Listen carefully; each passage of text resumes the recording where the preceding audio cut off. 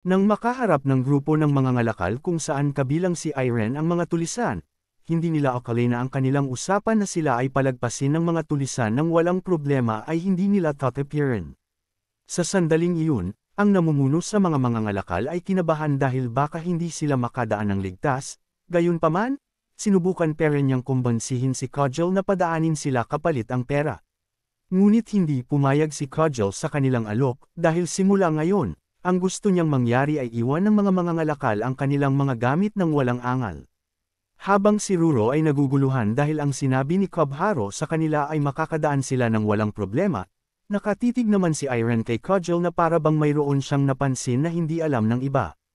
Nang bigla na lang gumalaw ang kanyang katawan at humakbang ito ng mag-isa na para bang naaapektuhan na naman ng misteryosong lalaki sa kanyang panaginip ang kanyang mga kilos. Napansin ni Ruro ang ikinilos ni Irene kaya't tinanong niya siya kung anong meron at kung anong nangyari sa kanya. Sa kabila ng normal na anyo ni Kajal, sinabi ni Irene sa kanila Ruro at Kobharo na mayroon siyang nararamdamang demonic na enerhiya na nagmumula kay Kajal. Nang marinig ito ni Ruro, agad niyang kinamusta ang kalagayan ni Irene kung nakakaramdam na naman ba siya ng pagbabago sa kanyang katawan. Hindi naman ito itinanggi ni Irene, ngunit dahil hindi ganun kalakasan ang enerhiyang ito, sinabi niya kay Ruro na kaya niya pa itong labanan. Dahil walang ideya si Kobharo sa kondisyon ni Irene, tinanong niya kung anong ibig sabihin ni Irene sa kanyang mga sinabi. Ipinaliwanag naman ni Irene na ang kanyang emosyon ay lumalakas tuwing nakadarama siya ng demonic na enerhiya, nawawalan siya ng kontrol sa kanyang galit at ito'y nagdudulot para maapektuhan ang kanyang katawan. Gayunpaman, nagtataka si Irene dahil hindi naman isang demonoid si Kajal kaya bakit naapektuhan ang kanyang emosyon. Habang sila ay nag-uusap, may isang matapang na swordsman ang humarap sa mga tulisan. Nang makita ng mga mangangalakal ang espada ng lalaking ito, napagtanto nila na siya ay si Wolfgang, isang mapagkakatiwalaan na swordsman kaya't nakahinga sila ng maluwag dahil iniisip nila na magiging ligtas na sila. Gayunpaman, nag-aalala naman ang namumuno sa mga mangangalakal kay Wolfgang, ngunit, sinabi ni Wolfgang sa kanya na huwag siyang mag-alala dahil susolusyonan niya ang kanilang problema. Nang malapitan niya si Kajal, binunot niya ang kanyang espada sa kanyang harapan para matakot ang tulisan, dahil kung sila ay maglalaban, ang magkaibang partido ay magkakaroon ng pinsala kaya't gusto ni Wolfgang na padaanin na lang sila ng walang problema. Ngunit ayaw pa ring makinig ni Kajal, sinabi niya kay Wolfgang na papalagpasin nila siya kung ibibigay niya ang kanyang espada, napatawa na lang si Wolfgang nang marinig niya ito mula sa tulisan. Ngunit dahil sa hindi pag-iingat ni Wolfgang, ang tulisan na kanyang minamaliit ay naghahanda na para siya ay atakihin. Gamit ang maso bilang sandata, pinalo niya ng napakalakas si Wolfgang at siya ay tumilapon. Dahil natalo ang kanilang pag-asa gamit ang isang simpleng pag-atake lamang, ang mga mangangalakal ay muling kinabahan. Sinubukan nilang kumbansihin ang ibang mga swordsman na mayroong Silver Warrior card na harapin ang tulisan, ngunit, natatakot din sila dahil si Wolfgang ay madaling natalo gamit ang isang pag-atake lamang. Dahil walang gustong magtanggol sa kanila, nagsimulang kabahan ang mga mangangalakal. Iniisip nila kung dapat bang ibigay ang lahat ng kanilang mga kalakal kapalit ng kanilang buhay, ngunit hindi naman gusto ng iba na iabandona ang kanilang mga kalakal dahil sa kanilang tingin ay patay na sila kapag ito'y kanilang ibinigay. Bago pa man sila makapagdesisyon, sinabi ni Kajal sa kanila na nagbago na ang kanyang isip. Sa halip na sila ay hayaang mabuhay kapalit ang lahat ng kanilang mga kagamitan, nais niya silang patayin lahat dahil naiinis na siya. Sa sandaling iyon, napansin na ni Irene kung saan nanggagaling ang demonic na enerhiya kay Kajal. Sinubukan ni Ruro na pigilan si Irene ngunit sinabi niyang huwag mag-alala dahil mayroon siyang plano. Sa dami-dami ng mga swordsman na kabilang sa grupo ng mga mangangalakal, ang naglakas loob na harapin ang mga tulisan na ito ay walang iba kundi si Irene. Sinabihan niya si Kajal na tumigil dahil wala siya sa tamang katinuan. Inutusan ni Kajal si Irene na magpakilala dahil sino siya para sabihan siyang huminto. Nagpakilala si Irene bilang isang opisyal na trainee mula sa ika-27 na henerasyon ng Cronus Swordsmanship. Sa sandaling iyon, nagsimulang pag-usapan ng mga mangangalakal si Irene, dahil ang henerasyon na binanggit ni Irene kung saan siya nabibilang ay ang gintong henerasyon kung saan ang mga mag-aaral sa taon na iyon ay puno ng mga magagaling na swordsman. Sa halip na huminto, dahan-daang lumapit si Kajal kay Irene. Iniisip niya na nagsisinungaling si Irene sa kanya dahil walang paraan para sa isang swordsman na hindi magdala ng espada sa kanyang mga kamay, kaya ginamit niya ang kanyang malaking maso upang atakihin si Irene dahil sa pagtatangka nitong lokohin siya. Ngunit ang hindi niya inaasahan na mangyayari, ang bata na nasa kanyang ay kayang pigilan ang kanyang maso ng walang kahirap-hirap. Hindi niya maintindihan kung paano nasalag ng batang ito ang kanyang maso gamit ang isang kamay lamang kahit na ginamit niya ang buo niyang lakas sa pag-atakeng ito. Sinubukan niyang bawiin ang kanyang maso sa napakahigpit na pagkakawahak ni Irene ngunit hindi niya ito mahaila kahit anong gawin niya. Ngayong hindi na makatakas pa si Kujal, tinanong ni Irene kung saan niya nakuha ang kanyang kwentes. Nang bitiwan ni Irene ang pagkakahawak sa maso ni Kujal, siya ay napaupo dahil sa pagpuwersa niyang paghila sa kanyang sandata. Ngunit imbes na tumigil dahil nakita na niya ang puwersa ni Irene, mas lalo pa siyang nagalit, at ang dahilan nito ay ang kwentes na kanyang suot-suot kung saan nanggagaling ang demonic na enerhiya. Habang hinihintay ang kasagutan ni Kujal kung saan niya nakuha ang kanyang kwentes, naalala niya ang mga sinabi ni Kirill sa kanyang noong nakaraan, dahil ngayong hindi na siya maituturing na mahina, kinakailangan niyang baguhin ang kanyang reaksyon sa mukha. Ngayong malakas na siya, kinakailangan niya itong ipaalam, dahil kung hindi, ang mga taong makakakita sa kanya ay hindi siya seseryosohin, at kakailanganin niyang ulit-ulitin na turuan ng leksyon ang mga tao. Tamang-tama naman ang sitwasyon na ito sa mga sinabi sa kanya ni Kirill, dahil sa reaksyon ni Irene na parabang mukha siyang inosente, hindi sineseryoso ng ibang tao ang kanyang mga sinasabi. Kaya naman para maintindihan talaga ni Kujal na wala siyang laban, gumamit si Irene ng pag-atake na hindi sapat para mauwi sa kapahamakan ng buhay ng mga tulisan kundi para sila lamang ay matakot. Nang ito ay kanyang pakawalan, umabot ang kanyang pag-atake hanggang sa pinakamalayong parte kung nasaan ang iba pang mga tulisan, gayunpaman, dahil binabalak lamang ni Irene na sila ay takutin, nagkaroon lamang ng mga pagkabiyak ang lupa.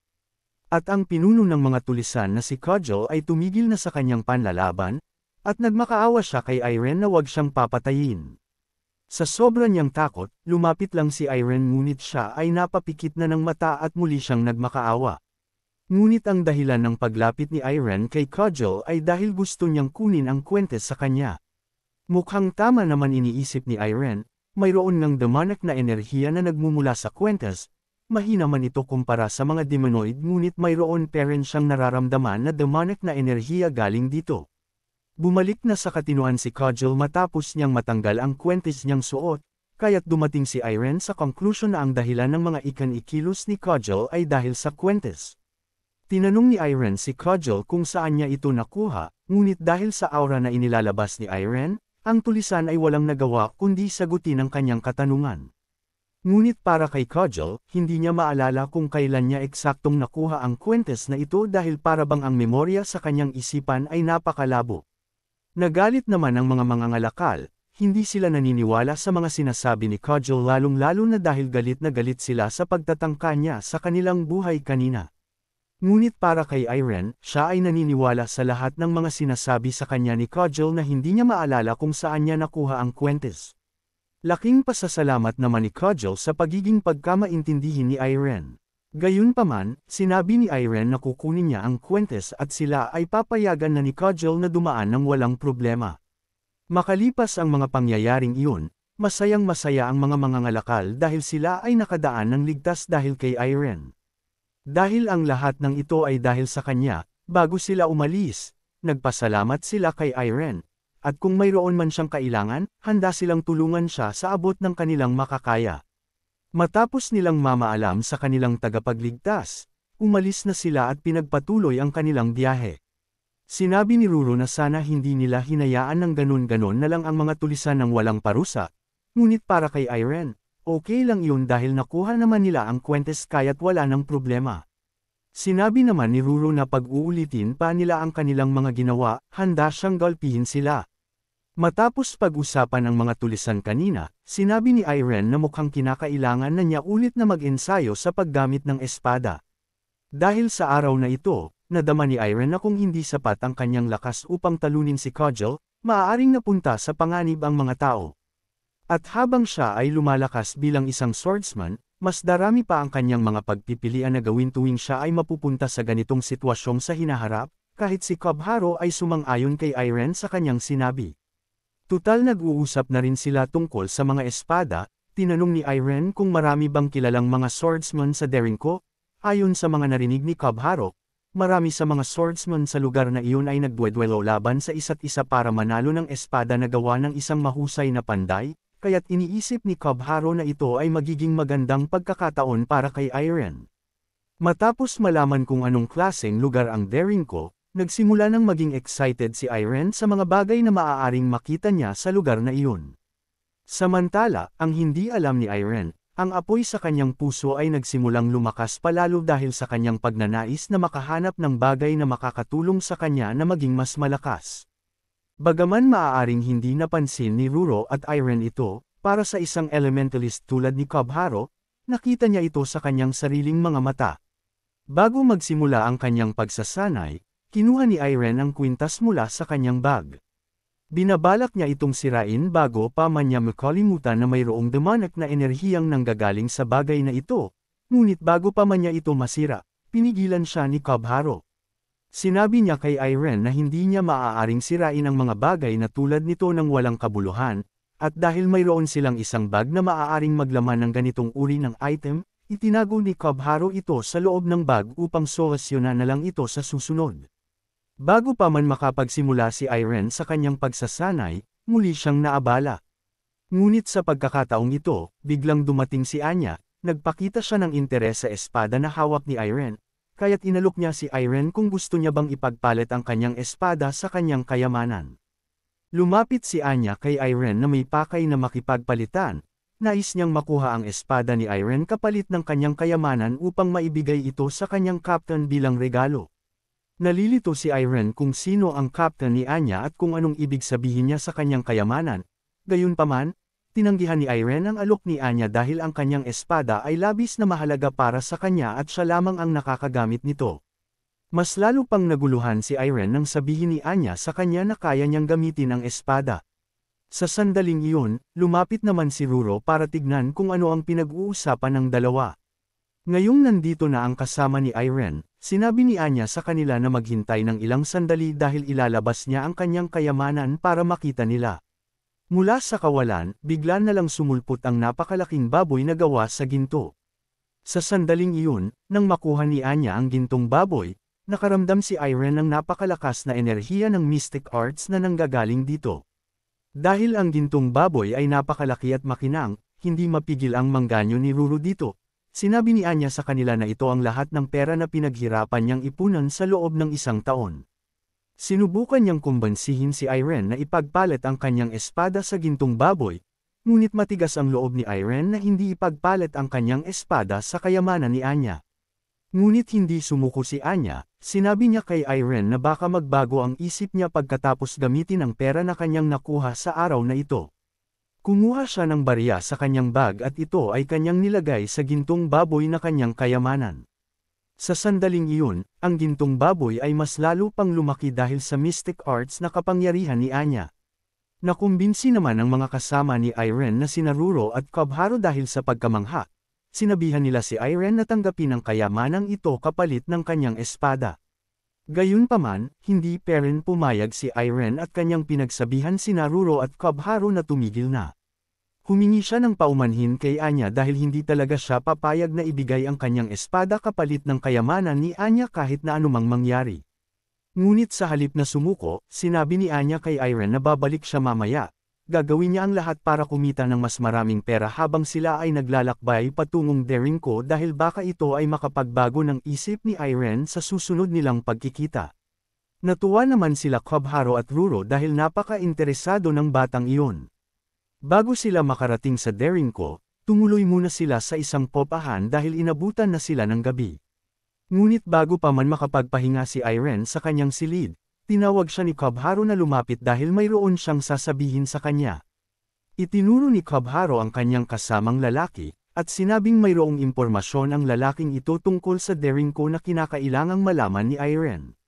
Bago pa man makapag-upo si Irene, nagmadali ang lalaki na sabihin kay Irene na ang pinakamahusay na panday sa Derinko ay nakalabas na mula sa pagtatago, dahil hindi alam ni Irene kung sino ito.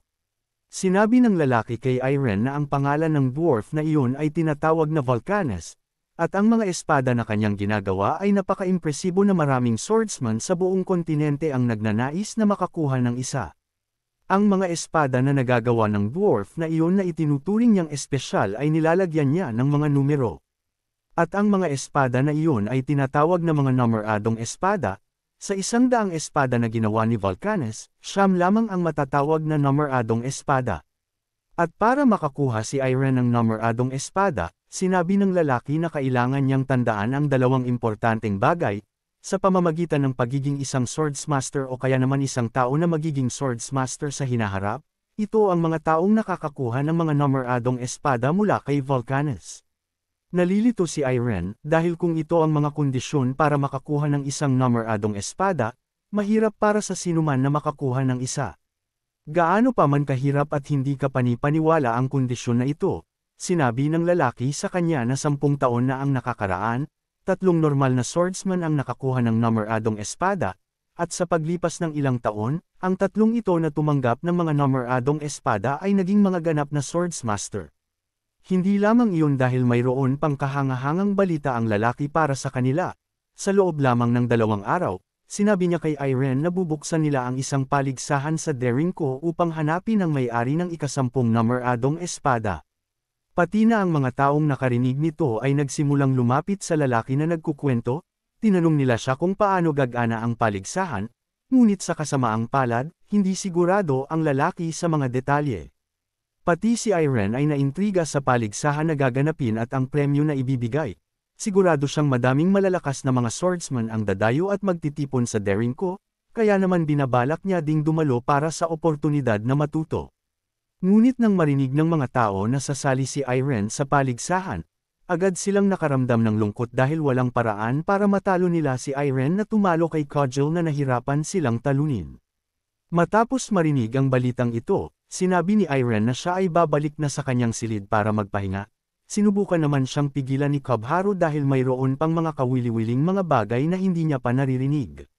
Sinabi niya kay Cubharo na medyo pressured siya sa pag-aakala na makikipagkumpetensya siya sa iba at medyo pagod din siya sa nangyari ngayong araw. Nang marinig ito ni Cubharo, wala siyang ibang magawa kundi hayaan si Irene sa halip na pilitin itong manatili. Habang umiinom ng alak si Cubharo at nag-e-enjoy sa mga kwento mula sa lalaki. Iniisip niyang kakaiba talaga si Irene, dahil karaniwan sa mga swordsman, masaya sila na makakuha ng oportunidad na makarinig ng mga ganitong kwento, ngunit para bang hindi interesado si Irene. Maaaring ganito lang talaga ang personalidad ni Irene, ngunit tiyak si Cubharo na si Irene ay naiiba sa lahat ng mga swordsman na kanyang nakilala hanggang ngayon. At sa ilang dahilan, ramdam niya na malayo pa si Irene mula sa pagiging isang swordsman. Samantala, nang dumating si Irene sa kanyang silid, sa halip na matulog, hindi niya mapigilan na alalahanin ang nangyari ngayong araw. Ang kanyang emosyon ay muling kumontrol sa kanyang katawan, ngunit nagpapasalamat siya dahil maganda ang kinalabasan nito. Ngunit sigurado siyang magpapatuloy ang mga pangyayaring tulad nito kapag nararamdaman muli siya ng demonic na enerhiya sa kanyang paligid. Kaya naman para masolusyonan niya ito, iniisip niya na baka maaaring makatulong ang meditasyon. Ang hindi niya alam, dahil sa kanyang pagpupursigi, mas lalo pang tumindi ang alab sa puso niya. Ngayong malalim na siya sa kanyang meditasyon, tila ba napunta muli siya sa ibang mundo katulad ng nangyari sa kanya dahil sa mystic arts.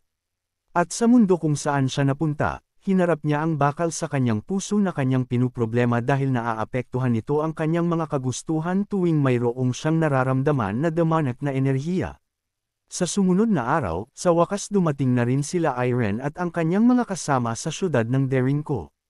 Mukhang tama nga ang mga ikinwento ng lalaki kagabi kay Irene tungkol sa gaganapin na kompetisyon para sa pabuyang numeradong espada, dahil nang sila ay makarating sa Daringco, makikita sa paligid na napakaraming mga swordsman. Sa kabilang banda naman, makikita si Anya na nakikipag-usap sa isang lalaki at base sa kanilang pinag-uusapan, mukhang ang dalawa ay galing lamang sa iisang grupo kasama ang captain na sinasabi ni Anya. Nang makita ni Ruro ang taong kausap ni Anya, bigla na lang tumayo ang kanyang balahibo sa gulat. Bagaman hindi pansin sa itsura ng lalaking ito, sinabi ni Ruro sa kanila na ang swordsman na ito ay isang swordsmaster. Tinanong ni Cubharo kung sigurado ba si Ruru sa kanyang sinasabi dahil ngayon lang narinig ni Cubharo na may bago na namang Swordsmaster sa kontinenteng ito. Dinala naman ni Anya ang lalaki na kanyang kasama at nagpakilala ang lalaki bilang si Gerog, bilang simbolo ng respeto, agad namang nagpakilala sila Irene at ang kanyang mga kasama. Matapos nilang magpakilala sa isa't isa, hindi naman nagpaligoy-ligoy pa si Gerog. Kanyang tinanong si Irene kung maaari niya bang maipakita ang kanyang espada dahil base sa kanyang narinig kay Anya, nakakamangha daw ito. Laking pagtataka naman ni Irene ng kanyang marinig ito, ngunit dahil hindi naman ganun kahirap na palabasan ang kanyang espada. Pumayag siya at kanyang inilabas ang espada na tinutukoy ni Gerog gamit ang kanyang mystic arts.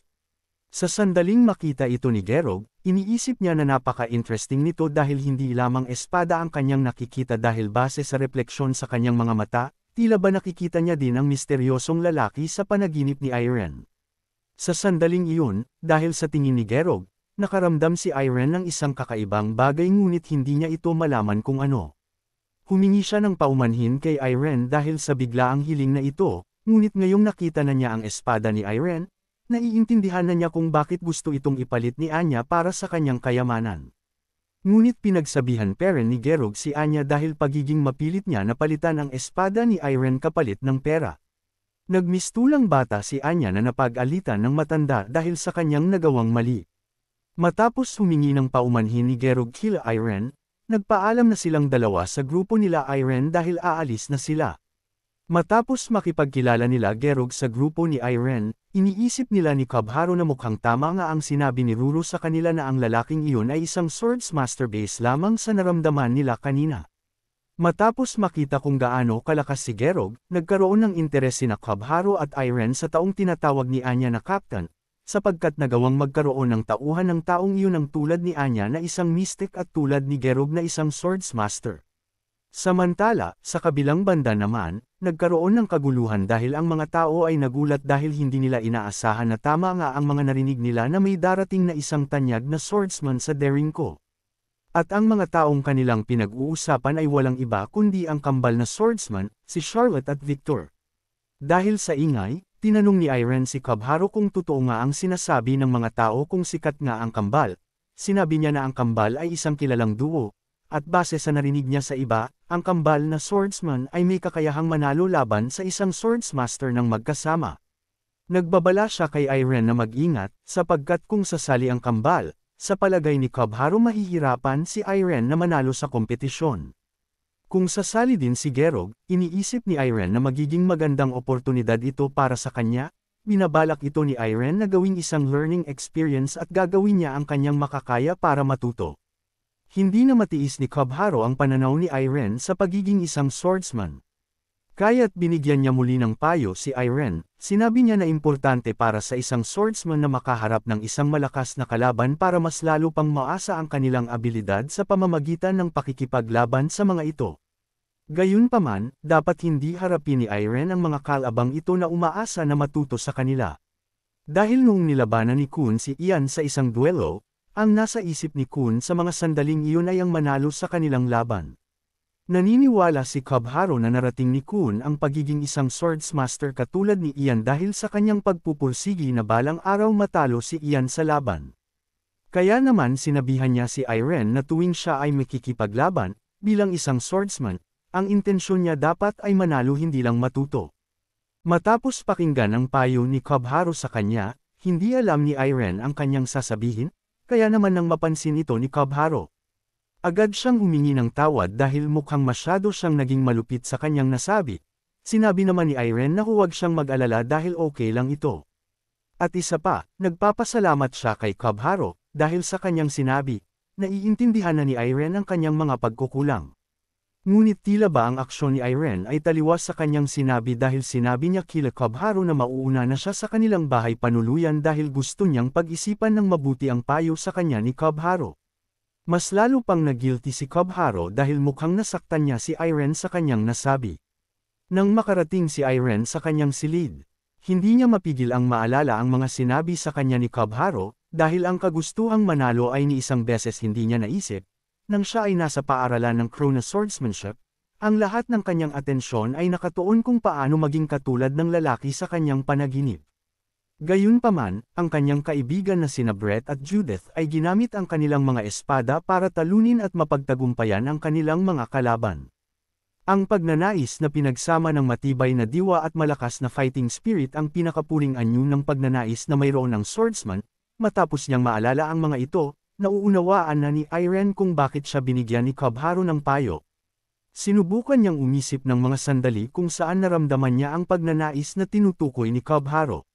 Ngunit makalipas ang ilang sandali, ni isang beses hindi pa siya nagkaroon ng kagustuhan na ito kaya't nakaramdam siya ng bigat sa kanyang dibdib dahil sa galit sa kanyang sarili. Sa sumunod na araw, nagsisisi pa rin si Kobharo sa kanyang mga nasabi kay Irene. Dahil sa tingin niya, may nasabi siyang hindi niya dapat nabanggit. Mukhang masyado niyang minadali si Irene dahil sa nakita niyang potensyal ngunit hindi niya na-consider ang ugali ni Irene. Sinabi naman ni Ruro sa kanya na huwag mag-alala dahil magiging okay lang si Irene at wala siyang dapat ikabahala. Nang biglang bumabal na si Irene sa kanyang silid at binati siya ni Ruro. Nang makita ni Ruro si Irene, napansin niya na para bang may kakaiba kay Irene. Hindi siya sigurado kung ano ito ngunit sinabi niya kay Irene na mas gumanda palalo ang kanyang hitsura. Bagaman hindi alam ni Ruro ang kanyang tinutukoy na nagbago kay Irene, para kay Kobharo na isang elementalist, mayroon siyang ideya kung ano ang tinutukoy ni Ruro. Ang apoy sa puso ni Irene ay mas lalo pang lumaki kumpara kahapon. Dahil na-distract si Kobharo ng ilang sandali, akala ni Ruro nag-aalala na naman siya kaya't sinabi niya kay Kobharo na wala siyang dapat ipag-alala dahil nakangiti pa rin si Irene tulad ng dati. Dumating na ang araw ng paligsahan para sa Namoradong Espada, dumalo ang grupo ni Irene sa Derinko Arena upang manood, at dahil sikat itong kaganapan para sa lahat ng mga swordsman, nagtungo ang mga tao na nagnanais na makakuha ng Namoradong Espada mula kay Volcanes.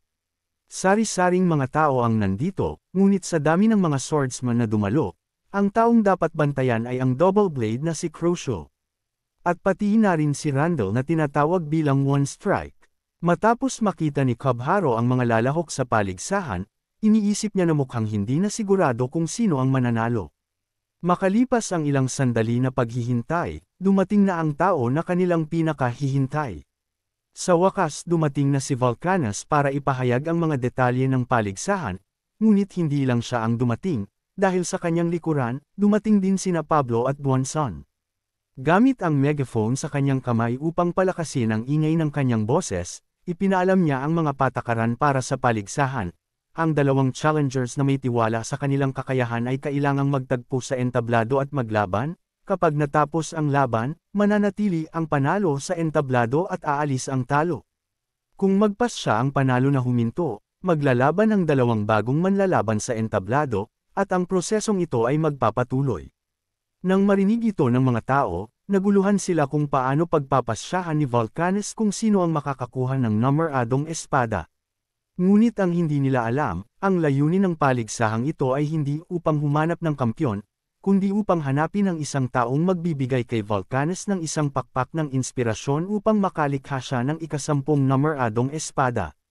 Pati ang dalawang panday na si Pablo at si Buonson sa kanyang likuran ay parehas sila ng layunin. Napaka-interesting ng ginawa ni Volcanes para kay Kobharo dahil hindi tinipon ni Volcanes ang mga swordsman matapos magawa ang pang-10 Namoradong Espada, kundi tinipon niya sila para magawa ito. Matapos ipaliwanag ang mga tuntunin para sa kompetisyon, inanunsyo ni Volcanes na maaari na silang mag-umpisa. Ngunit ang hindi inaasahan ng mga tao, ang unang magtutuos na swordsman ay si Victor at Randall, ang dalawang swordsman na inaakala nilang mananalo sa kompetisyon. Bago magsimula ang laban, sinabi ni Randall kay Victor na ayaw niya ang mga tulad niyang hapokrito, dahil alam niya na may masamang iniisip si Victor sa likod ng ngiti niya. Samantala, hindi pinansin ni Victor ang mga akusasyon ni Randall sa kanya, at ngumiti lang siya. Hindi maintindihan ni Ruro kung ano ang nangyayari kaya ipinaliwanag ni Kobharo na ang kambal na swordsman ay respetado sa gitna ng mga mersenaryo. Sinabi niya na maraming kwento ang nagsasalaysay tungkol sa kanila patungkol sa kanilang mga mabubuting gawain, gayunpaman, habang tumataas ang kanilang reputasyon, dumarami rin ang mga inggit, kaya't labis na ni-excite si Kobharo na masaksihan kung sino ang mananalo sa laban na ito. Tila ba hindi nagsisinungaling si Randall sa kanyang mga paratang kay Victor, dahil sa pagkakataong ito, tinanong niya si Volcanes kung okay lang bang patayin ang kabilang koponan, gusto niyang wakasan ang buhay ni Victor para wala nang maging biktima pa. Gulat na gulat ang mga manunood sa gustong gawin ni Randall, dahil ang akala nila ang kompetisyon na ito ay magiging simpleng paligsahan lamang na walang kinalaman sa patayan. Ngumiti naman si Volcanes, sinabi niya na okay lang ito basta ba papayag din ang kabilang koponan na si Victor sa idadagdag nilang patakaran. Pumayag naman si Victor sa gusto ni Randall, sinabi niya na kinakailangan niya lamang talunin si Randall ng mabilis. Ngayong handa na ang lahat, sinabi ni Volcanes na pag nagbigay na siya ng signal, maaari na nilang simulan ang kanilang laban. Itinaas niya ang kanyang daliri. At nang ito ay kanyang ibaba, hinudyatan niya na magsimula na sila Randall at Victor. Hindi naman nagpaligoy-ligoy pa si Randall, nagmistula siyang liwanag sa sobra niyang bilis. Pinatunayan niya na tama nga ang tawag ng mga tao sa kanya na one strike dahil bago pa man makamakareact ang kalaban, tinatapos niya agad ang laban gamit ang isang pag-atake lamang. Ngunit ang hindi niya inaasahan, ang kanyang kalaban na si Victor ay hinding-hindi matatalo ng ganon-ganon na lamang. Dahil imbes na matalo niya si Victor, at matagpuan siyang nakahandusay sa sahig dahil sa kanyang pag-atake, nasira ang espada ni Randall at ito ang nagdulot ng kanyang pagkatalo dahil hindi na siya makakalaban pa. Hindi siya makapaniwala sa nangyari, ngunit nang tingnan niya si Victor upang kumpirmahin kung siya nga ang nanalo o hindi. Nakita niya si Victor na tumatawa, pinuri niya si Randall sa kanyang bilis, sapagkat kung hindi sapat ang bilis ni Victor, hindi na siya mabubuhay ngayon at may butas na sa kanyang dibdib. Nag-ingay ang mga manunood sa pangalan ni Victor dahil sa galing ng performance niya, kahit si Irene ay alam na malakas si Victor. Samantala, sa labas ng arena, may mga tao na nanunood ng laban. At ang mga taong ito ay sina Anya at Gerog, hindi niya maipagkakaila na malakas si Victor, sinabi niya na si Victor ay maituturing na malakas kahit na sa mga experts. Iniisip niya na si Victor ay hindi bababa sa nasa top 200 na swordsman sa buong kontinente. Tinanong ni Gerog si Anya kung nakumpirma niya ba na ang dalawang iyon ay ang hinahanap nila. Sinabi naman ni Anya na oo, dahil ang gintong mga linya ay naging kulay pula, at sigurado siyang sila nga ang hinahanap ni Gerog. Ngayong nakumpirma na nila na si Victor at Charlotte ang kanilang hinahanap, sinabi ni Gerog kay Anya na mag-iwan ng marka sa kanila. Nag-aalanganan naman si Anya dahil ayaw niyang gamitin ang kanyang mga gintong baboy dahil 2 araw niya itong pinag-ipunan. Ngunit dahil ito ay utos ni Gerog, sinunod pa rin ito ni Anya at kanyang sinira ang gintong baboy. May lumabas na mga gintong linya mula sa mga ito at kanyang pinalipad ito papunta kay Charlotte at Victor na sinasabi ni Gerog. Nagtagumpay naman si Anya na mailagay ang mga markang ito sa kambal na swordsman. Pangiti-ngiti pa si Victor ngunit ang hindi niya alam, mayroon siyang marka sa kanyang noo na inilagay ni Anya gamit ang kanyang mystic arts. Ngunit matapos lagyan ng marka ang kambal na swordsman, hindi pa doon nagtatapos si Anya, muli siyang gumamit ng gintong baboy at mag-iwan muli ng marka. Ngunit sa pagkakataong ito, si Ruro naman ang kanyang pinuntirya, ngunit nang mamarkahan si Ruro, may naramdaman siyang kakaiba. Yun pala gusto niya lang magpakamot ng kanyang ulo kay Irene. Nagreklamo naman si Gerog dahil bakit sa pusa nilagay ni Anya ang marka, ngunit sinabi sa kanya ni Anya na okay lang ito dahil lagi naman silang magkasama ni Irene. Walang nagawa si Gerog dahil sa sinabi ni Anya sa kanya, ngunit hindi pa rin niya maintindihan kung paano naging isang mystic ang tulad ni Anya na napaka-spoiled. Kahit ilang beses isipin ni Gerog, sa palagay niya ay labis na makapangyarihan si Anya, bagaman tiyak siya na si Anya ay may kanyang sariling mga kondisyon na sinusunod. Dahil ang gintong mga baboy na kanyang nagagawa ay kayang tumyupad ng kahilingan basta ba hindi ito lalagpas sa pera na naipon sa loob ng gintong baboy. Matapos ang laban ni Randall at Victor, isa-isang hinamon ng ibang mga swordsman si Victor para siya ay talunin, ngunit si Victor ay mas malakas pa sa kanilang inaasahan kaya't hindi nila siya matalo. Kung hindi man nasira ang kanilang mga sandata, sila naman ay napaluhod habang si Victor ay nagpatuloy na mangibabaw sa pagkapanalo sa kompetisyon sa pamamagitan lamang ng isang pag-atake. Dahil sa sunod-sunod na pagkapanalo ni Victor at natalo niya ng walang kahirap-hirap ang 17 mga swordsman ng sunod-sunod, ang mga ibang swordsman ay nawalan ng pag-asa, iniisip nila na wala ng punto pang magpatuloy pa dahil walang humaharap kay Victor para siya ay talunin. Dahil walang makapantay sa lakas ni Victor, sinabi ng kanyang kambal na si Charlotte na mukhang siya lang ang kayang tumapat kay Victor. Sumang-ayon naman si Victor at sinabing ang kanyang kapatid na lang ang kanyang natitirang kalaban sa kompetisyong ito. Lumingon si Charlotte para tignan ang reaksyon ni Volcanes para sa kanilang ipapamalas na laban ngunit. Base sa reaksyon ni Volcanes sa kanyang mukha, tila ba mayroon pa rin siyang hinihintay dahil hindi sapat ang kambal para mabigyan siya ng inspirasyon na makagawa ng pang-10 numeradong espada. Ngunit bago pa man maanunsyo na si Charlotte at Victor ang susunod na maglalaban, biglang tumayo si Irene kaya't tinanong siya ni Ruru kung makikipaglaban na ba siya. Nang masabi ni Irene na pupunta na siya, agad naman siyang sinuportahan ni Cubharo at siniba niya si Irene na kaya niya ito. Bago magtungo sa arena, nagpasalamat naman si Irene sa mga pagsuporta nila. Napansin ni Charlotte si Irene na naglalakad patungo sa arena kaya't sinabi niya kay Victor na mukhang may bagong haamon sa kanya. Agad namang tinignan ni Victor kung sino ang haamon sa kanya, ngunit sa sandaling iyon, mayroon siyang napansin kay Irene. Dahil base sa ekspresyon ni Irene sa kanyang mga mata sa sandaling ito, iniisip ni Victor na ang batang ito ay malakas at hindi dapat maliitin. Ngunit dahil alam ni Irene na binabalak ni Charlotte na hamunin na ang kanyang kambal na si Victor dahil wala pa ring gustong lumaban, sinabi ni Irene kay Charlotte na handa siyang maghintay kung gusto ni Charlotte na mauna ngunit pinona niya si Irene sa arena. Bago pa man tumapak si Irene sa arena, napansin ni Charlotte na walang dala si Irene na espada kaya't tinanong niya kung nasaan ito. Sumagot naman si Irene at sinabihan niyang huwag mag-alala dahil lagi niya itong dala-dala. Sa sandaling iyon, iniisip ni Charlotte na baka may tinatagong kapangyarihan ang batang ito dahil hindi niya ito sasabihin kung wala siyang alas sa kanyang mga kamay. Sa wakas, makalipas ang ilang oras na paghihintay ang ating bida na si Irene ay tumapak na sa arena, iniisip ni Irene na alam niya ang pagnanais na manalo. Sa kabilang banda naman, pinagmamasdan ni Volcanes ang mga galaw ni Irene na para bang nakuha ni Irene ang kanyang atensyon. Ngunit si Irene ay masyadong abala sa pag-aalala noong araw na ginanap nila ang pangalawang pagsusulit sa Cronus Swordsmanship. Dahil sa araw na iyon, nilagpasan siya ni Ilya, at ang naramdaman siya sa sandaling iyon habang pinagmamasdan si Ilya sa kanyang likuran. Ay katulad sa pagnanais ng kanyang mga kaibigan na sina Brett at Judith na gusto nilang manalo.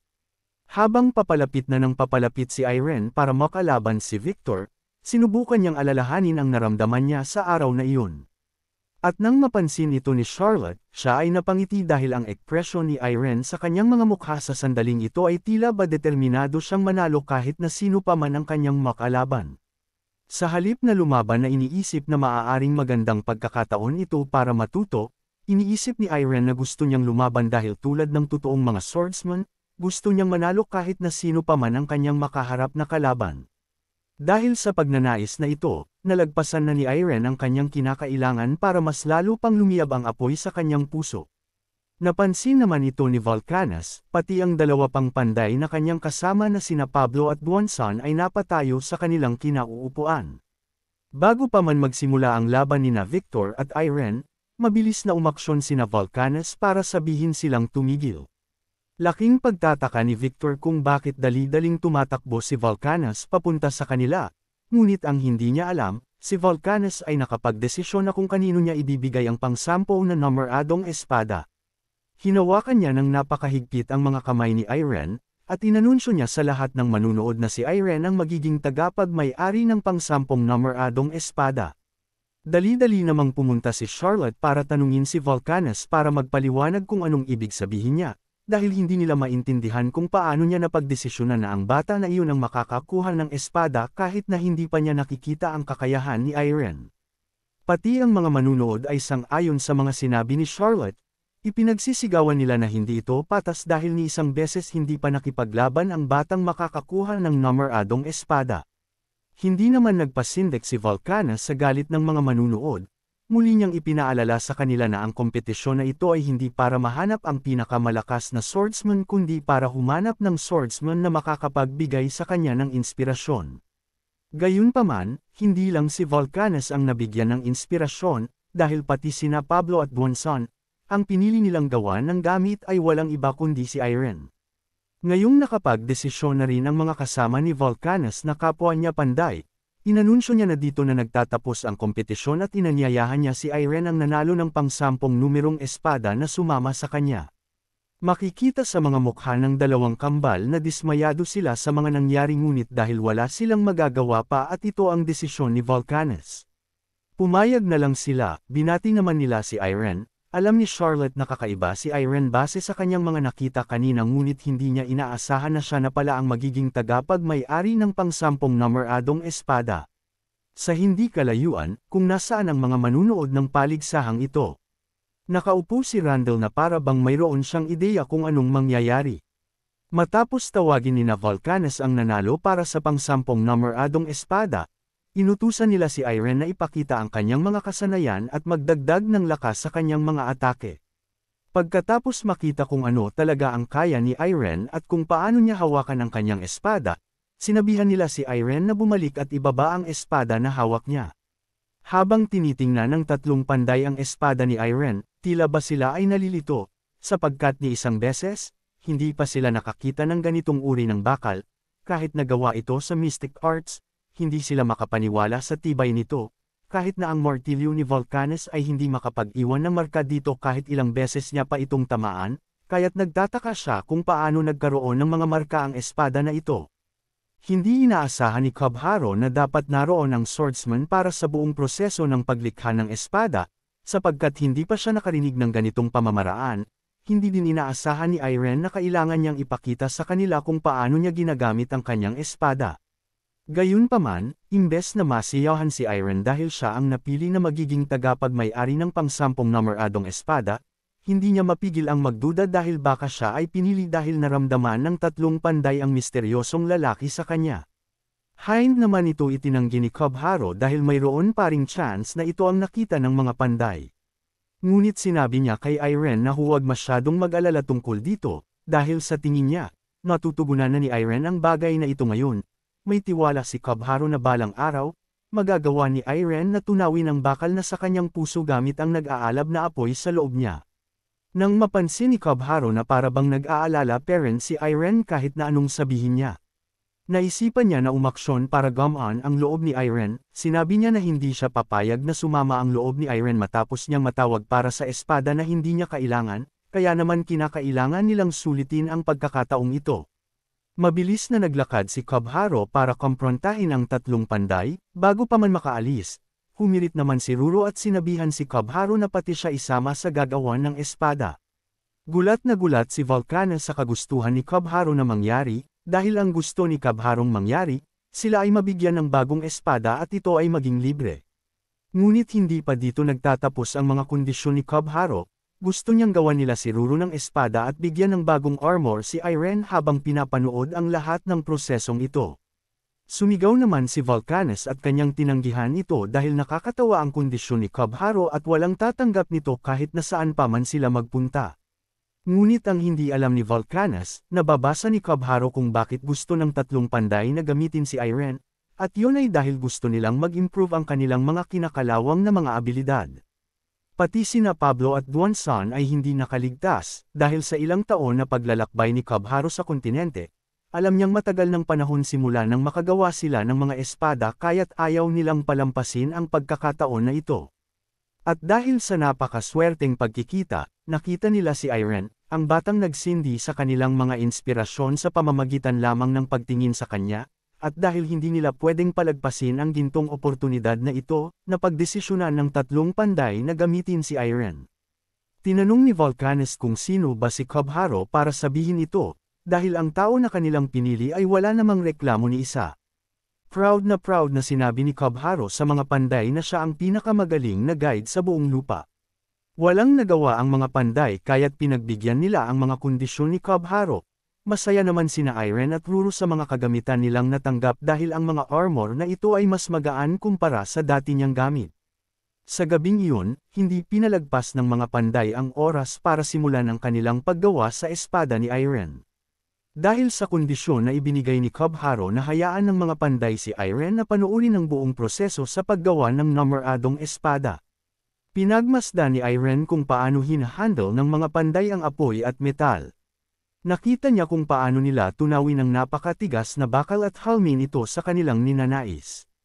Sa simpleng pagtingin sa prosesong ito, nagkaroon ng ideya si Irene kung paano haharapin ang metal sa kanyang puso na nagiging sanhi ng kanyang mga problema. Ngunit matapos niyang makita ang napakalaking metal at apoy na kailangan magamit para matuno ito sa kanyang ninanais na halma, dumating siya sa konklusyon na hindi pa oras para gamitin ang martilyo. Dahil sa ngayon, ang una niyang kailangan gawin ay gamitin ang nag-aalab na apoy sa kanyang puso para painitan ang metal. Makalipas ang 1 buwan na paghihintay sa mga panday para makumplito na rin sa wakas ang pang-10 numeradong espada. Kinamusta naman ni Cubharo si Irene sa kanyang mental training, dahil sa progreso na nakamit ni Irene, sinabi niya kay Cubharo na mukhang kinakailangan niya pa itong pagpursigihan. Iniisip ni Irene na unti-unti na itong gumaganda, at plano niyang magpatuloy sa pagpupursigi hanggang sa wakas ay magtagumpay siya. Samantala, habang naglalakad patungo sa kung saan ginagawa ng 3 panday ang kanyang espada, napansin ni Irene na paunti ng paunti ang mga swordsman na kanilang nakikita. Ipinaliwanag ni Cubharo na marahil ang dahilan ng pagkaunti nila ay dahil mayroon ng nagmamay-ari ng numeradong espada kaya't iniisip ng mga swordsman na iyon na wala ng rason pa para manatili sa daring ko. Nalungkot naman si Irene dahil mas kaunti na ang mga swordsman dito sa daring ko, dahil ninanais niyang makipagduelo sana sa kanila. Sinabi ni Ruro kay Irene na huwag siyang madismaya, dahil kapag nakakuha na si Irene ng kanyang numeradong espada, mas lalong pa siyang magiging malakas. Ngunit nang sila ay dumating sa lugar kung saan ginagawa ng 3 panday ang kanyang espada, humingi ng paumanhin si Vulcanus sa kanila dahil hindi agad niya magagawa ang numeradong espada na hinihintay nila Irene.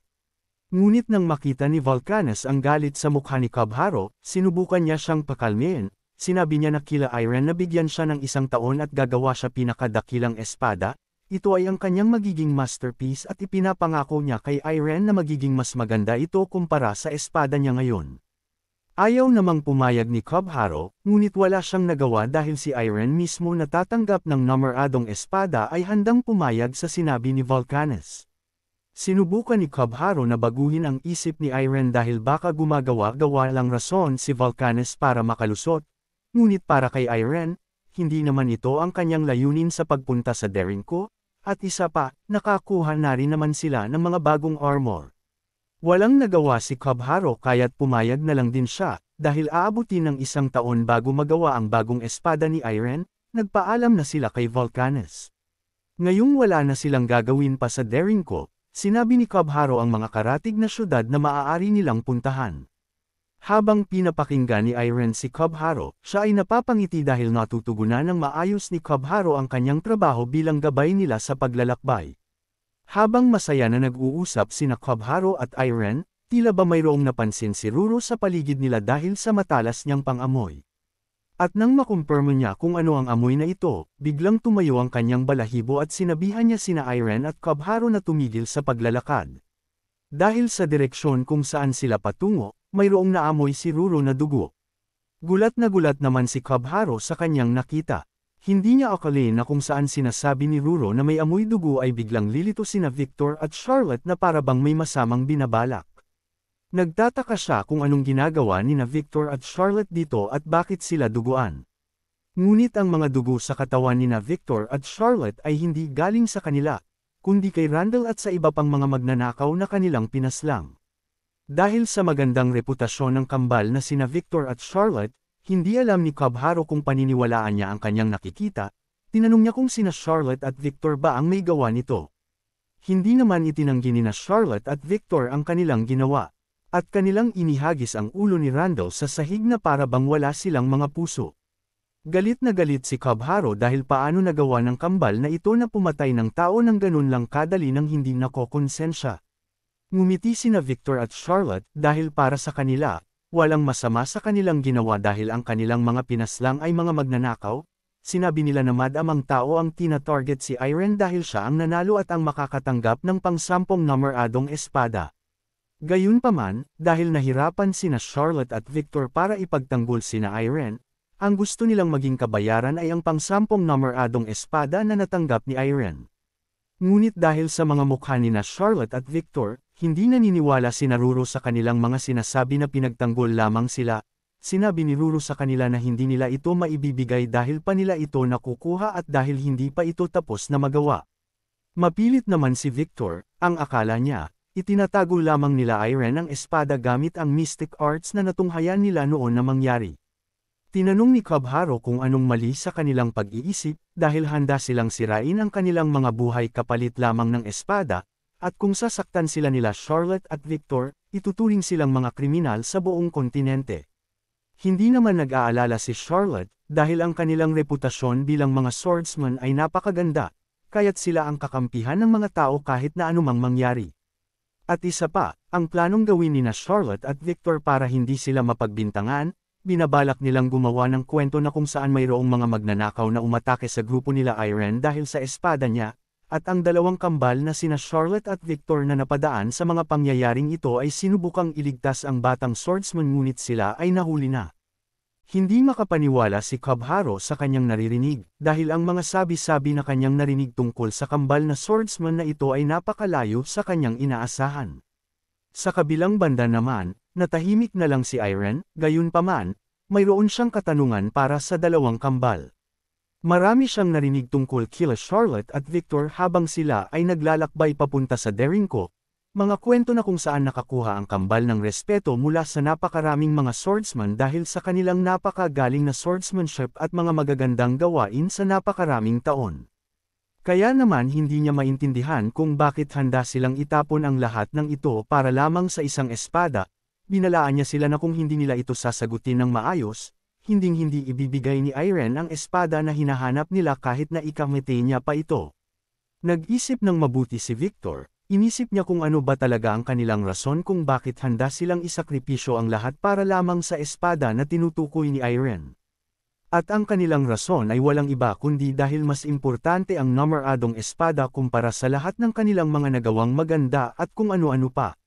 Nagalit si Irene sa kasagutan ni Victor dahil para lamang sa espada, handa silang kumitil ng buhay ng ibang tao at iwan ang kanilang mga dating buhay na napakabuti. Ngunit ang espada na ito ay hindi isang ordinaryong espada lamang para sa magkapatid, dahil ang espada na ito ay isang namaradong espada. Sinabi ni Victor kay Irene na hindi niya maiintindihan ang kanilang paghihirap. Dahil sa loob ng 30 taon, sila ay kinonsidera na experts, at 20 taon na ang nakakalipas simula nang marating nila ang kanilang limit at hindi na sila lumakas pa, kaya naman para maging isang swordsmaster, handa silang gawin ang kinakailangan para lamang makamit ito. Kahit na anong pagpupursigi ang kanilang gawin at ilang taon na ang nakalipas, hindi pera nila makamit ang pagiging swordsmaster, at sa sandaling ito, pakiramdam nila sila ay nakakulong sa impyerno. Hindi lang sila ang nakaranas ng ganito, hindi mabilang ang dami ng mga swordsman na naghihirap dahil hindi nila malagpasan ang huling hadlang sa pagiging isang swordsmaster. Katulad nina Charlotte at Victor, lahat sila ay naglaan ng kanilang buhay para maging mga swordsmasters. Samantala, dahil sa aura na nilalabas ng dalawang mandirigma mula sa kanilang mga katawan, nararamdaman ni Irene na may mali sa nangyayari. Dahil ito ay isang bagay na kanyang nararamdaman mula sa demonoids. Nagtataka siya kung paano siya nakakaramdam ng demonic na enerhiya galing sa mga tao na tulad nina Charlotte at Victor. Dahil sa demonic na enerhiya na naramdaman ni Irene, parang ang kanyang katawan ay napasakamay sa kagustuhan ng misteryosong lalaki sa kanyang mga panaginip, hindi man lang niya napansin na tinawag niya ang kanyang espada at naghanda siya para makipaglaban. Ngunit bago pa man umaksyon si Irene at makipaglaban, bigla namang sumulpot si Gerug at sinabi niyang nahanap na niya sila.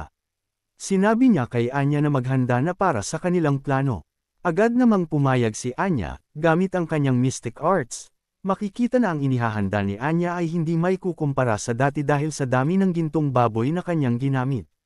Matapos niyang gamitin ang mga gintong baboy na ito, gumawa siya ng isang portal sa kanyang harapan. Sina Irene at Cubharo na nakakita sa lakas ng enerhiya na nanggagaling kung nasaan si Anya ay hindi gulat na gulat sa kanilang nakikita. Dahil ang portal na ginawa ni Anya ay naglalabas ng napakalakas na enerhiya na kung saan ang nasasakupan nito ay umaabot kila Irene kahit na mayroon silang napakalayong distansya. Makalipas ang ilang sandali, may taong tumawid sa portal ni Anya. Base sa tingin ni na Charlotte, Victor at Cubharo, ang taong ito ay napakasikat, siya ay walang iba kundi ang captain ng Black Knights. At nagngangalang Ignet Crescentia. Mayroon siyang kulay itim na buhok at isang napakagarang kulay itim na baluti sa kanyang katawan, base sa kanyang tindig habang tumitingin sa ibaba kung nasaan sina Irene, nag-umapaw ang kanyang kaastigan. Samantala si Kabharo ay labis na nalilito kung bakit bigla na lamang lumitaw si Ignet sa kanilang harapan. Si Irene naman ay nabigla, hindi niya inaasahan na makikita niya ang tao na binanggit sa kanya ni Ilya na tumalo sa kanyang nakatatandang kapatid na si Carl sa isang laban. Ngunit ang atensyon ni Ignet ay nakatuon lahat sa kambal na magkapatid, si Charlotte at Victor. Habang pinagmamasdan ng dalawa, nakita niya na base sa kanilang mga kondisyon, mukhang sumusobra na sila. Tinignan ng dalawang kambal si Ignet ng masama at kanilang tinanong kung anong rason at bakit siya naparito. Ngunit hindi sinagot ni Ignet ang kanilang katanungan at kanyang tinanggal ang kanyang kapal na maaring makahadlang sa pakikipaglaban. Nagdadalawang isip si Ignet kung may pag-asa pa bang pagsisihan ng dalawa ang kanilang ginawa, binigyan niya sila ng isa pang tsansa na magpaliwanag, ngunit para seryosohin ni Charlotte at Victor ang kanyang sinasabi, hinawakan ni Ignet ang kanyang espada bilang simbolo na hindi siya nagbibiro. Ngunit imbes na kabahan, mas lalo pang nagalit ang dalawa dahil sa panghihimasok ni Ignet sa kanilang pinaplano, itinapat nila ang kanilang espada kay Ignet na para bang handa silang kalabanin siya. Pinalagpas naman ito ni Ignet, sinabi niya sa kanila na kung may gusto silang nais na sabihin, ilabas na nila ito dahil ito na ang huli niyang mercy na ibibigay sa kanila. Dahil kung hindi, alam na nila ang kanilang kahahantungan. Naglabas ng kulay violet na aura si Ignet papunta sa dalawang kambal para sila ay pasukuan. Sa sobrang lakas ng aura na ito, pati si Irene na hindi nila kalaban ay naapektuhan kahit na siya ay nasa kanilang panig. Sa kabilang banda naman kung nasaan ang dalawang kambal, imbes na sumuko dahil sa pananakot ni Ignet, mas lalo pa silang nagalit. Naglabas din ng aura si Victor para kontrahin ang aura ni Ignet, nagtagumpay man siya, ngunit ang kanyang aura ay nahaluan na ng demonic na enerhiya. Dismayado si Ignet sa kanilang pagtugon sa kanyang kabaitan, ibinaba niya ang kanyang espada. At siya ay huminga ng malalim. Wala pang ilang segundo ang nakalipas, bigla na lang siyang sumugod ng napakabilis papunta kay Victor na mayroong layunin sa kanyang mga mata na pumatay. Gulat na gulat sina Charlotte at Irene sa ipinakitang bilis ni Ignet, hindi nila inaasahan na ganun-ganun na lang liliit ang distansya nila mula sa kanya. Dahil ibinaba ni Ignet ang kanyang espada kanina, sinubukan ni Victor na gamitin ang pagkakataong ito upang siya ay kanyang patamaan ng kanyang espada. Gayunpaman, kahit na walang sandata si Ignet sa kanyang mga kamay, nagawa niya pa rin itong salagin ng ganun kadali. Gulat na gulat si Victor sa nangyari, inaakala niya na magagawa niyang patamaan si Ignet lalo na ngayong hindi siya nag-iingat dahil wala siyang espada sa kanyang mga kamay para depensahan ang kanyang sarili. Ngunit doon siya nagkakamali, dahil ang antas ni Ignet bilang isang swordsmaster kumpara sa kanila ay napakalayo kaya't hindi niya kinakailangan ng espada para sila ay talunin. Gamit ang kanyang mga paa, sinipa niya si Victor at tumilapon siya ng napakalayo sa kabilang direksyon. Ngunit hindi pa doon nagtatapos ang pag-atake ni Ignet kay Victor, dahil sa angking bilis ni Ignet, hindi agad nakakilos si Charlotte para tulungan ang kanyang kapatid. Habang lumilipad sa ere si Victor sa unang pag-atake ni Ignet. Gamit muli ang mga paa ni Ignet, kanyang sinipa ulit si Victor para ito ay tumilapon at tumama sa bundok na nasa kanilang likuran. Ngunit imbes na tigilan na ni Ignet si Victor dahil nagmistula na siyang kawawa, mas lalo pang lumiwanag ang mga mata ni Ignet na para bang ayaw niya siyang tantanan. Isinigaw ni Charlotte ang pangalan ni Victor sa sobrang pag-aalala ngunit, si Ignet ay nasa tabi ni Victor habang siya ay wala pa ring malay. Gamit ang kanyang mga kamao, sinuntok niya ng napakalakas si Victor sa kanyang mukha. Sa sobrang lakas ng kanyang pagkakasuntok, maririnig ang paglagutok ng mga bungo na nagsisimbolo na ng katapusan ni Victor. Sinubukang tumakbo ng mabilis ni Charlotte para iligtas ang kanyang kapatid sa mga kamay ni Ignet ngunit siya ay huli na. Sinabi ni Ignet kay Charlotte na pagmasdan ng maigi ang kanyang kapatid na si Victor. At tinanong kung ito ba ang pinakamasagwang paraan para mamatay ang isang swordsman, habang ang labi naman ni Victor ay damaykit na sa pader dahil sa tinamo niyang mga pag-atake kay Ignet. Sa sobrang galit, hindi na nakontrol ni Charlotte ang kanyang sarili, hindi na siya nag-isip pa at kanyang sinugod si Ignet gamit ang kanyang buong makakaya. Ngunit sa sandaling iyon, bago pa man tumama ang espada ni Charlotte kay Ignet, Lumingon si Ignet at nagsagawa siya ng isang pag-atake na sa sobrang talam, ito ay may kukumpara sa isang espada. Gayunpaman, kahit na walang sandata si Ignet, ito ay kaya niyang gawin bilang isang swordsmaster. Sa sandaling iyon, mayroong mga kamay na may hawak na espada na lumipad sa ere. Hindi maipaliwanag ni Charlotte kung anong nangyari dahil sa sobrang bilis ng mga pangyayari, hindi niya napansin na ang kanyang mga kamay pala ay humiwalay na.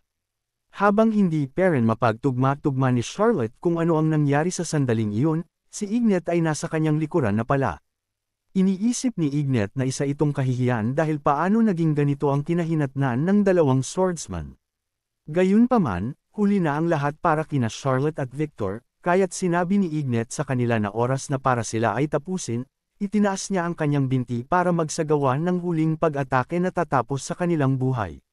Sa sandaling iyon, may maririnig na pagkabasag ng mga buto at nagsitalsikan ang mga dugo sa katawan ni Charlotte, gayunpaman, ito ang nararapat sa kanila dahil sa kanilang mga ginawa. Hindi makapaniwala si Irene sa kanyang natunghayan. Nag-iwan ng napakakarumal-dumal na tanawin si Ignet dahil sa kanyang pakikipaglaban, nagmistulang mga hayop ang kanyang mga pinagpapaslang sa kanilang mga sinapit. Hindi makagalaw sina Kabharo sa sobrang takot, dahil kahit na isang swordsmaster si Ignet. Hindi siya makapaniwala sa taglay na lakas ni Ignet dahil nagawa niyang paslangin ang dalawang kambal ng ganun kadali, at hindi niya kinakailangan ng sandata para sila ay matalo. Dahil sa napaka-brutal na pamamaraan ni Ignet, ang baluti niya sa kanyang katawan ay namarkahan ng mga dugo ng mga kambal. Nang makita ito ni Anya, mabilis naman siyang tumakbo kung nasaan si Ignet habang tinatawag niya siyang captain. Sa kanyang mga kamay, masaya siyang tumakbo habang dala-dala ang espada ni Ignet na kanyang iniwan sa bangin kanina. Dahil sa dumi ng baluti ni Ignet, inalok ni Anya si Ignet na siya na ang bahala para linisan ito. Nasiyahan naman si Ignet dito, sinabi niya kay Anya na sisiguraduhin niya na siya ay mabibigyan ng pabuya pag sila ay nakabalik na, mabilis namang kumilos si Anya para siguraduhin na malinis talaga ang baluti ni Ignet. Nang makalapit si Gerog kay Ignet, tinanong siya ni Ignet kung ano ang kanyang masasabi, ngunit dahil hindi alam ni Gerog ang tinutukoy ni Ignet, tinanong niya kung ano ang kanyang ibig sabihin. Yun pala ang gustong malaman ni Ignet ay kung kamusta ang kanyang makalumang pananalita. Tinanong niya kung nababagay na ba siya para sa mga noble sa Holy Kingdom ngayon.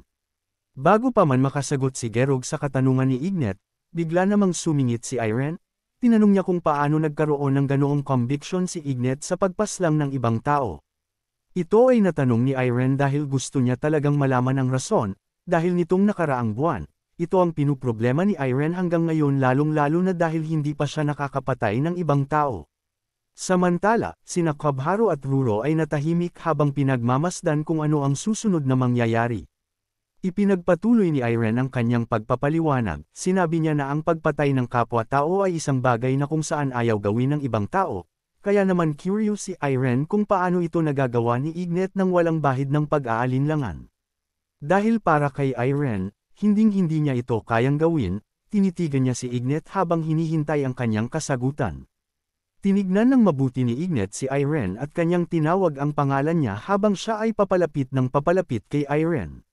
Samantala, gulat na gulat si Irene dahil alam ni Ignet ang kanyang pangalan kahit na hindi pa niya naipapakilala ang kanyang sarili. Ngunit hindi pa dito nagtatapos ang pagkagulat ni Irene, itinaas ni Ignet ang kanyang mga kamay at sinabihan si Irene na simula sa araw na ito. Gusto niyang maging miyembro si Irene ng Black Knight sa ilalim ng utos ng Holy Kingdom, Arvilius.